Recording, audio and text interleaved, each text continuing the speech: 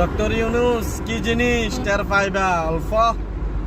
2026 সালের নির্বাচন যদি হয় জানুয়ারিতে আর যদি হয় জুন জুলাই, তাহলে মনে করবা যে ইতিহাসের সবচাইতে কঠোরতম নির্বাচন হবে জুন জুলাই, না হয়তো বা 2026 সালের জানুয়ারিতে। মনে রাখবা, ইতিহাসের রেকর্ড ছাড়িয়ে দেবে ইউনূস সরকারের অধীনে যদি হয় নির্বাচন।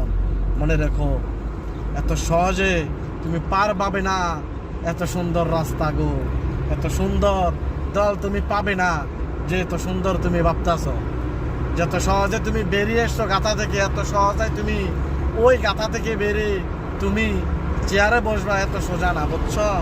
তোমাকে কাঠ ঘর পুড়িয়ে তারপর হয়তো বা কথা থেকে যেতে পারে।